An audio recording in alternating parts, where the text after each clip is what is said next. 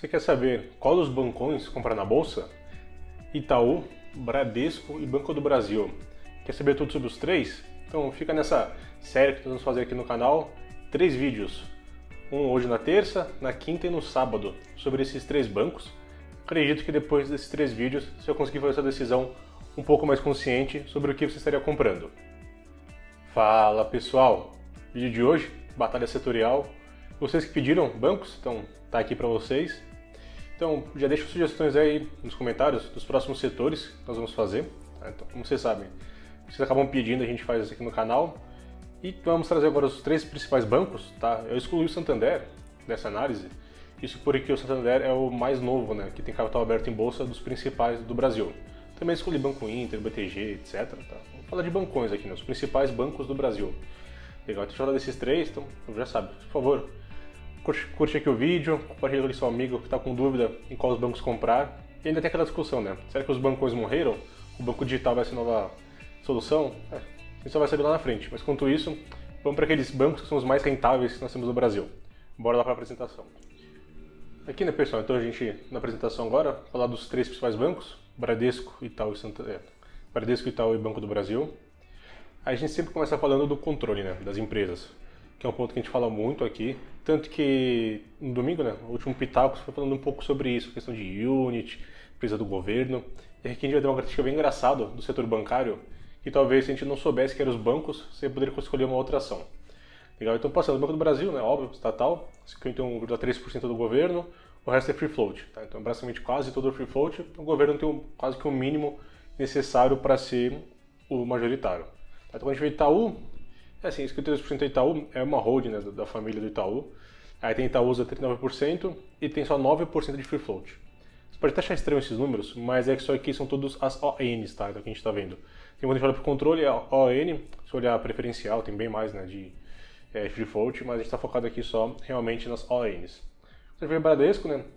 A CCD é do Cidade de Deus, que também é uma outra holding da família lá do Bradesco. 29% de free float, 17% do Bradesco em si, instituição. O que a gente consegue ver, né? Primeiro ponto que a gente quer, empresas privadas que tenham o maior free float possível na ON. Tá, então a gente vê aqui, Bradesco fica em primeiro lugar dessa situação, Itaú em segundo, tendo bastante uma free float bem baixo da ON, mas ainda assim acaba sendo privado. Banco do Brasil, ele é o pior de todos, né? Entre aspas, né? Porque isso aqui são só dados, que aí é o governo está no controle. Segmentação. Banco do Brasil, Novo Mercado, que é a segmentação mais alta que nós temos, Itaú e Bradesco, nível 1. Tá? Então, são o pior dos dois. Então, eles ficam em terceiro lugar e Banco do Brasil em primeiro. Tag along é um ponto interessante, né? Itaú só tem 80% de tag along na ordinária e na preferencial. O Banco do Brasil tem 100% por definição, né? Por só ter ordinária e ser Novo Mercado.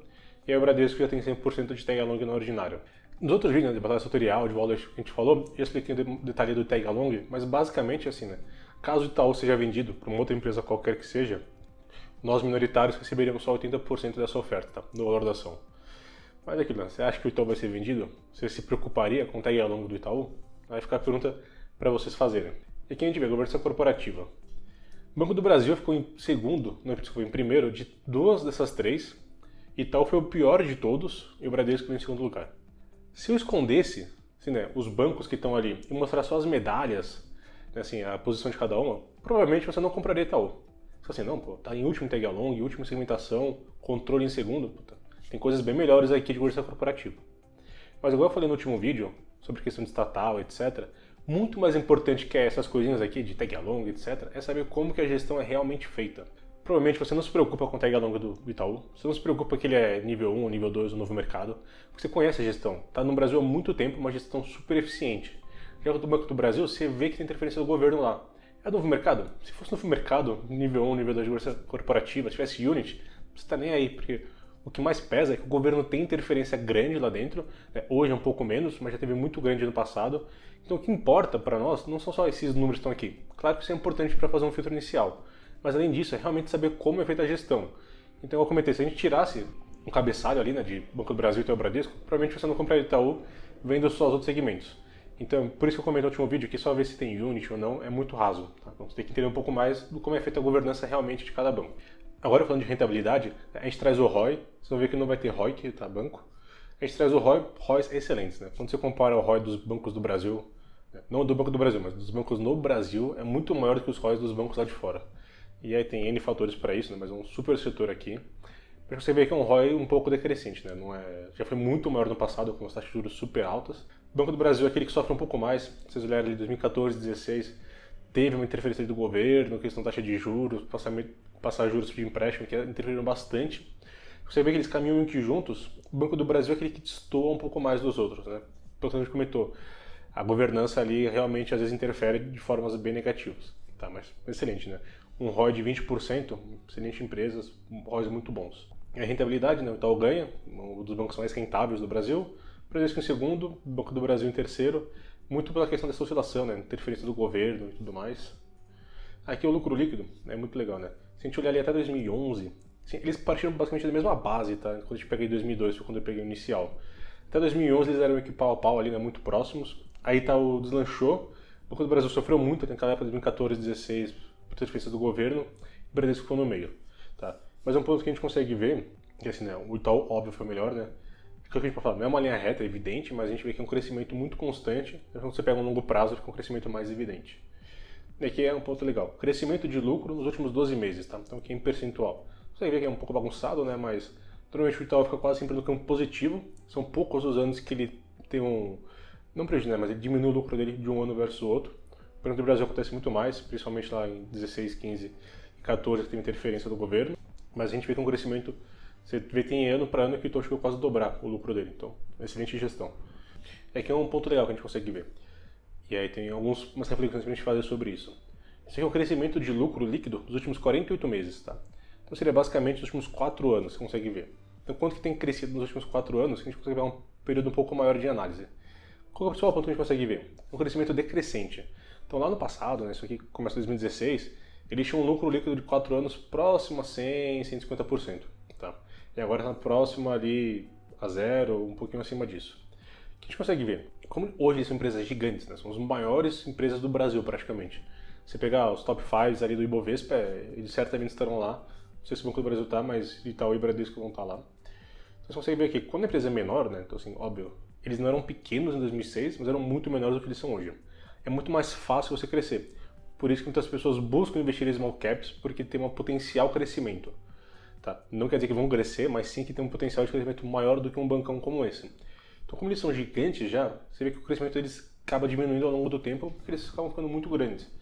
Então, assim, né, eles ainda não têm um crescimento, óbvio, mas acaba sendo cada vez menor, referente ao ano passado, muito por isso, né, porque eles são muito grandes e fica muito difícil crescer ainda mais. E quando a gente olha para a parte de lucratividade, né, que é a questão do lucro, e tal, destruiu todos, crescimento de 12 meses melhor, crescimento de 48 meses maior, desde o começo de 2002 até hoje também foi super bem. E o Banco do Brasil, infelizmente, foi o que mais sofreu, né?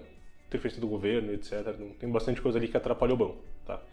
Mas a lucratividade toda ficou na frente. Aqui PL, né, que a gente traz sempre o preço sobre o lucro, tem algumas listas um pouquinho diferentes, porque eu acabei tirando os outliers, como eu trazia antes, mas consegue ver 2 pontos legais. Itaú costuma sempre se negociar um pouquinho acima de Bradesco, tá? E Banco do Brasil abaixo de todos. O que isso quer nos dizer? Que o Itaú, normalmente as pessoas pagam um prêmio para investir no Itaú versus o Bradesco, isso porque sabem que a gestão é muito boa e o banco é excelente. Aí o Banco do Brasil já é o contrário, né? As pessoas pagam um deságio pelo Banco do Brasil, muito por isso. Interferência do governo, não sabe se vai ser algo que seja efetivo para a empresa em si, né, para os acionistas. Então por isso, a gente fez sempre um desconto, tá? Tirando ali o finalzinho de 16 e também 2017, que estava muito próximo os três, o Itaú costuma ser negociado a um prêmiozinho em relação ao Bradesco e o Banco do Brasil sempre lá embaixo, muito por conta disso, né? Esse risco que tem a mais no banco, que as pessoas não conseguem colocar no papel, então não é crescimento de ROI, crescimento de lucro, não tem assim, né, dados quantitativos para você medir isso, são coisas qualitativas que o governo pode interferir a qualquer momento. Você pode estar se perguntando, Vinícius, não tem EBITDA na sua análise? Banco não tem EBITDA, tá? Então, se vocês pegarem qualquer análise que tenha EBITDA lá de um banco, tá errado, tá? Isso não tem. Isso porque, né, todo ganho praticamente do banco é ganho financeiro, então quando você faz um EBIT é ganhos, né, operacionais, que é antes do financeiro, por isso que o banco não tem. Tá? Então, você pegar qualquer análise que tenha isso, pode desconsiderar. Então, assim, o PL, a gente consegue ver que o Banco do Brasil sempre lá embaixo, em comparação dos outros. Aqui o PVP, né, é a mesma métrica de preço, né, que é muito usado em banco, tá? PVP é muito mais usado que EBITDA, né, porque não tem EBITDA do banco. Mas PVP é muito usado nos bancos por um ponto. o valor patrimonial, né, a gente já comentou nos vídeos de valuation, vou deixar passando o card para vocês darem uma olhada, ocupado muito em empresas que, por exemplo, de tecnologia, né, porque esse múltiplo acaba sendo meio que inútil, né, por questões de múltiplos muito altos, etc. Mas o valor patrimonial de um banco, ele é contabilizado com uma marcação ao mercado, né, que são ativos financeiros. Então, realmente, é aquele valor que está constado ali. Quando você vai ver uma indústria ou uma marca, você não tem como, né, assim, Google, quanto vale a marca Google, quanto vale a marca Facebook, quanto vale a Magazine Luiza. Então, essa marca em si é intangível, né? Você não consegue saber quanto que aquilo vale. Mas no banco não, né? Você sabe quanto que tem aquela carteira de crédito, quanto ela vale. Você marca lá no mercado, né? Então, todo dia tem uma marcação. Então, por isso que um PVP faz muito mais sentido em olhar em banco. E a primeira coisa que a gente vê, o Banco do Brasil lá embaixo, está até sendo negociado um PVP abaixo de 1. Então, isso quer dizer que, grosseiramente, que se tudo desse errado, ele vale menos do que ele tem de ativo hoje. Tá? Então, se o banco fosse liquidado, ele valeria mais do que ele está valendo hoje. E, normalmente, Itaú e Bradesco sempre com um prêmio a mais. Que, né, quanto maior a possibilidade de crescimento, você pega em 2016, crescimento, até pegar o slide do crescimento muito maior, então você paga um prêmio maior por esse crescimento. Como hoje também o crescimento não deve ser tão alto como no passado, você vê esse múltiplo caindo ao longo do tempo, e aconteceu isso com o PL também. Tá? Então, como a gente fala, né, preço, o que interessa é o preço de hoje, não o que foi no passado. O passado é mais pra gente contar uma história, né, entender como é que funciona tudo, pra gente comparar empresas do mesmo setor. Você vê que o Banco do Brasil é o mais barato de todos, Itaú mais caro, e Bradesco no meio. Que faz sentido que a gente vê na lógica do passado, né? O Banco do Brasil, muitos riscos, que a gente não consegue colocar na conta e faz com que ele seja negociado a um preço muito menor. Itaú, um banco com rentabilidade melhor de todas, uma rentabilidade super alta, então faz sentido ele ter um crescimento maior também. Desculpa, um preço maior. Então, igual eu falei, no curso de Valuation eu explico, não é um curso, são 5 vídeos que eu fiz aqui no YouTube, explicando como destrinchar um pouco melhor esse PL, até postei no meu Instagram ontem, essa forma expandida, para você entender, talvez o Itaú com o PL de 10,72 está mais barato que o Bradesco de 9,80. Então, vê lá o vídeo para entender como fazer essa conta. E por último, o payout, né? O payout é basicamente quanto que o banco distribui de dividendos em relação ao seu lucro.